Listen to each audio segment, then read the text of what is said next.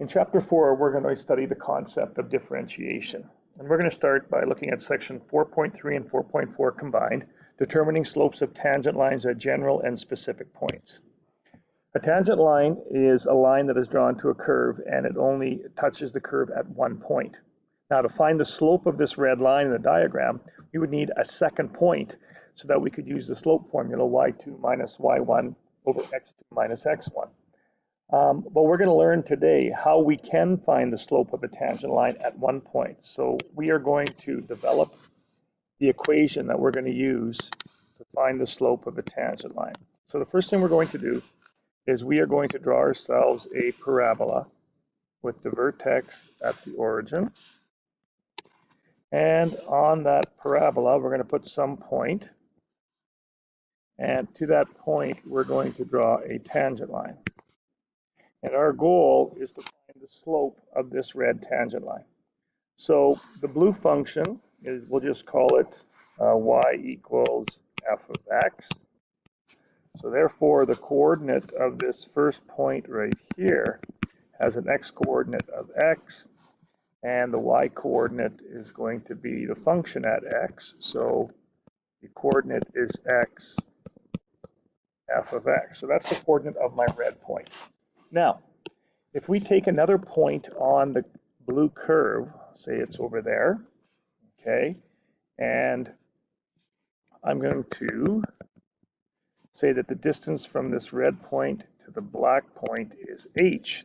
So the x-coordinate of this black point would be x plus h.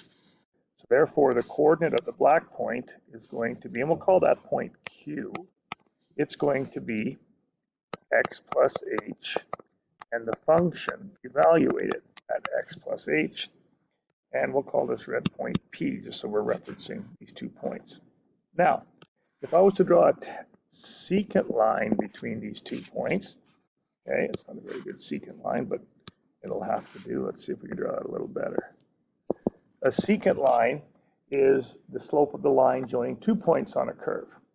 Now, if I wanted to find the slope of this secant line, I would use the slope formula using y2 minus y1 over x2 minus x1. So y2 would be the function at x plus h minus y1, which would be the function all over the x-coordinate of q, which is x plus h, minus the x-coordinate of p, which would be x. And if we were to simplify this, it would be f of x plus h minus f of x all over h, and that would be the slope of my secant line.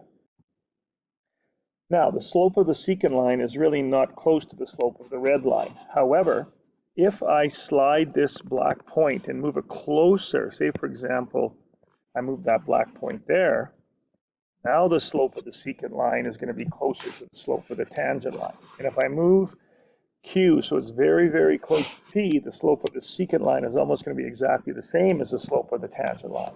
And as Q gets closer to P, the value of H gets less and less. So therefore, to find the slope of the tangent line, it's going to be at the limit as H approaches 0. So as H gets smaller, Q gets closer to P, and the slope of the secant line is going to equal or get closer to the slope of the tangent line. So it's going to be the limit as H approaches 0 of f of x plus h minus f of x over h.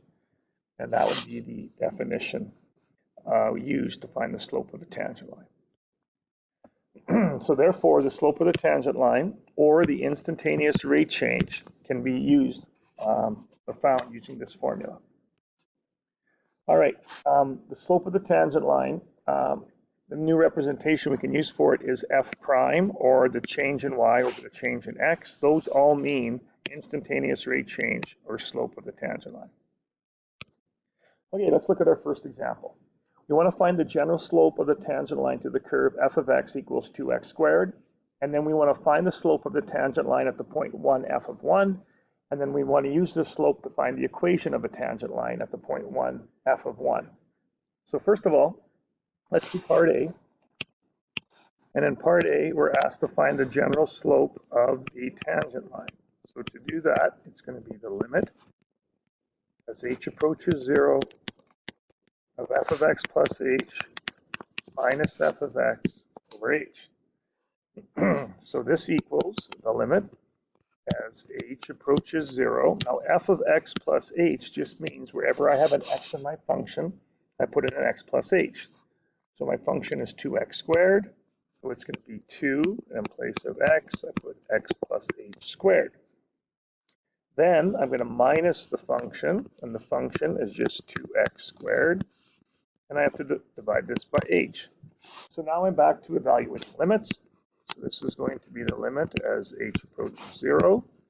I'm going to expand this binomial. Subtract my 2x squared, and this is over h. So this is the limit as h approaches 0 of 2x squared plus 4xh plus 2h squared minus 2x squared over h. And we've kind of dealt with this portion of the formula before. And remember, we said anything that doesn't have an h in the numerator should cancel out if I've done everything correctly. So this is the limit as h approaches 0. I'm going to factor an h out of what's left. Well, this should be 4xh, not 4 plus h. So if I take an h out, I'll be left with 4x plus 2h over h. Now these h's cancel. And if I put a 0 in for h, I get 4x plus 2 times 0. So my general slope of my tangent line is going to be 4x. So that's the formula I'm going to use to find the slope of the tangent line at any point on the function 2x squared. Now in part B, they want us to evaluate the slope at the point 1, f of 1. Well, notice my slope formula only has an x coordinate. So the slope at 1 is going to be 4 times, well, in place of x, I'm putting 1. So my slope is 4. In part C, they want us to find the equation of the tangent line at the point 1, f of 1. Well, to find out the y-coordinate, if I plug 1 into the original function, I'm going to get 2. So my coordinate is really 1, 2. So I know the slope of my line is 4, and I know my coordinate is 1, 2. So now I am going to find the equation like we did in Math 10 using the point slope formula. So in place of the slope, I'm going to put 4. In place of x1, I put the x coordinate of my point. In place of y1, I put the y coordinate of my point. So this is going to be y subtract 2 is 4 x subtract 1. Now there are a number of ways we can write our final answer. And the first way I'm going to show you is going to be the slope-intercept form. So basically all we do in that form is we get y by itself, and there's the equation in slope-intercept form, which is y equals mx plus b. Okay, in our second example, we're doing the exact same thing. We're trying to find f prime, which really means the slope of the tangent line, but now my function has changed. So this function is a little bit trickier. So in part A, to find the slope of the tangent line, which equals f prime of x, it's going to be the limit as h approaches 0 of f of x plus h minus f of x all over h. So this is going to equal, well, in place of x, I have to put an x plus h. So it's going to be 3 times x plus h squared minus 4 times x plus h minus 2. So there is the first part, f of x plus h. Now I have to minus the function, which was 3x squared minus 4x minus 2. And this is all over h. And of course, I forgot my limit as h approaches 0. So this is going to be the limit as h approaches 0. I am going to expand this and multiply it by 3. So if I expand this binomial, I get x squared times it by 3 is 3x squared. My middle term would be 2xh times 3 is going to be 6xh. And if I square h, it's h squared times 3 is 3h squared. Distributing the negative 4, subtract 2, minus 3x squared plus 4x plus 2. This is all over h. Again, anything that doesn't have an h in it should cancel out. So I know I've done my work correctly. And this is now going to equal the limit as h approaches 0. Now I'm going to factor an h out of the numerator. So these h's cancel. Now I'm going to substitute in a 0 for h. So it ends up being that my slope equation is 6x minus 4. Now in part B, they want us to calculate the slope at the point 1, f of 1. So again, m of 1, which is the same thing as f prime of 1, is going to be 6 times 1 minus 4. So my slope is going to be 2. And then they want me to find the equation of the tangent line at that point. So again, if I plug 1 into the original function, I'm going to get 3 minus 6, which is negative 3. So my point is 1 and negative 3. So this is my slope. My point is 1 and negative 3. So again, I'm going to plug into the y minus y1. It's m x minus x1. So y minus negative 3 is y plus 3. 2, x subtract 1. This is 2x minus 2. And this time I'm going to put the equation in standard form. And in standard form, we put our x and y's on one side and our constants on the other. So standard form looks something like this. But there are some rules. First of all, my a term has to be greater than 0, and no fractions for a, b, or c. So this was part C in the last example. Okay, example 3, we want to find the equation of the tangent line to the curve y equals 1 over x at the point x equals negative 2. Again, if x equals negative 2, I know that my point, if I put negative 2 into the original equation, would be negative 1/2. And now, because we're only asked to find the slope or the equation of the tangent line at one point, when I find the slope, I could do the limit as h approaches 0. Instead of writing x plus h, I can put the x coordinate of my point in right away. So this is going to be f of negative 2 minus h minus f of negative 2 all over h. And this limit, now I'll get an exact answer at the end, and that answer will be the limit, or will be the slope of the tangent line when the x at the x coordinate of negative 2. So this is going to be the limit as h approaches 0. Now this just means I plug negative 2 plus h in for x. So I go to my function, it's going to be 1 over negative 2 plus h minus f of negative 2 is just the y coordinate of my point. And this is all over h. And now we've done limits like this before.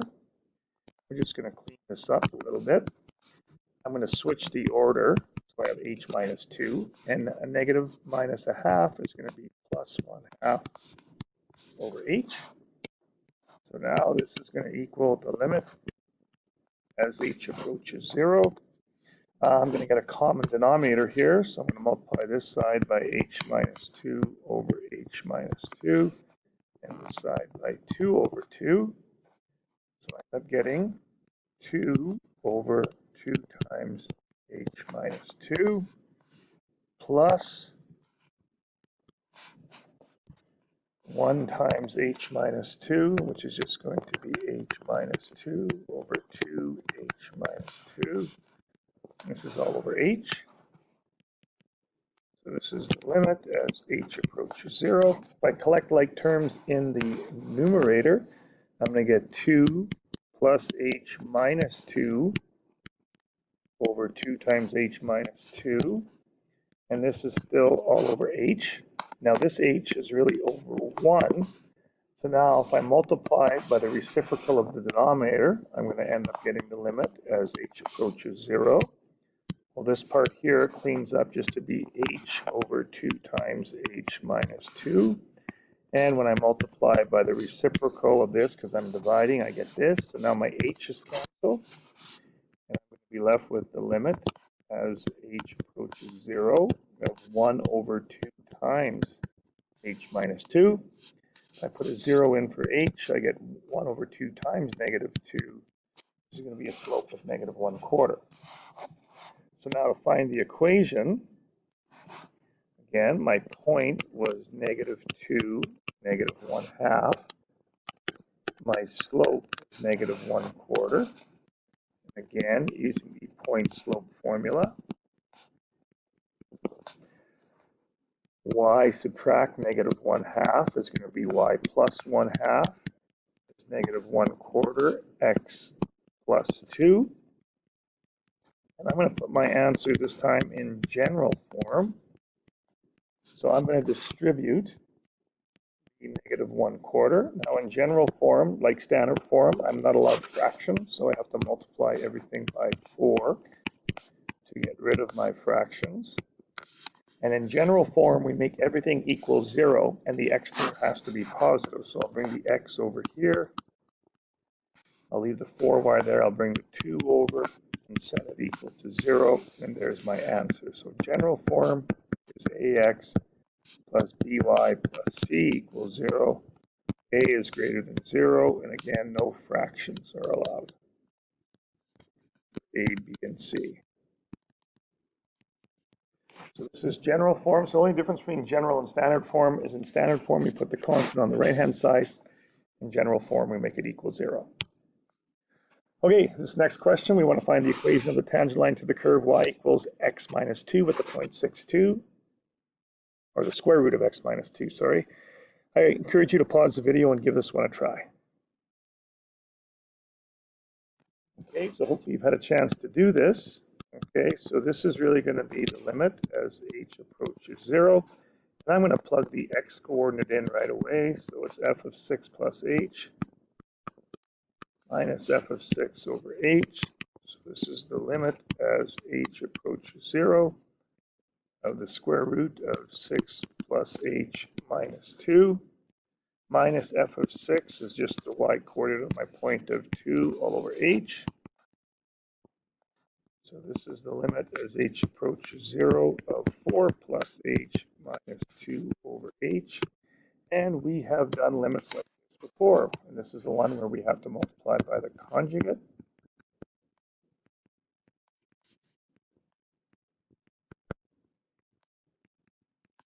The conjugate is a plus sign in between. So now when I multiply these out, recall our rule when we did these limits. Just FOIL out the conjugate. So root 4 plus h times root 4 plus h is going to be 4 plus h. Middle terms are going to cancel, and negative 2 times positive 2 is negative 4. And the denominator I will just leave as a product of 2 terms. So now the 4's eliminate. Now I can cancel out the h and the h. So I'm left with the limit as h approaches 0 of 1 over the square root of 4 plus h plus 2. And if I put a 0 in for h, I get the square root of 4, which is 2, and 2 plus 2 is 4. So again, my slope is going to be 1/4. So I know my slope is 1/4. I know my point is 6,2. And again, using the point slope formula, y minus 2 is going to be 1/4 x subtract 6. So y minus 2 is going to be 1/4 x minus 6 over 4. And again, let's put this in standard form. So blow up everything by 4. In standard form, my x term is positive on the right, so I'm going to subtract the 4y over. I'll add 6 to the other side, and that will equal negative 2. That'll be my equation in standard form. Okay, so this special slope we've been using also has another name. It's known as the derivative. So the derivative is really the slope of the tangent line, or f prime. So that is the end of today's lesson. So there are some questions that you can do from your Calc 30 textbook. So please give those a try and see how you do.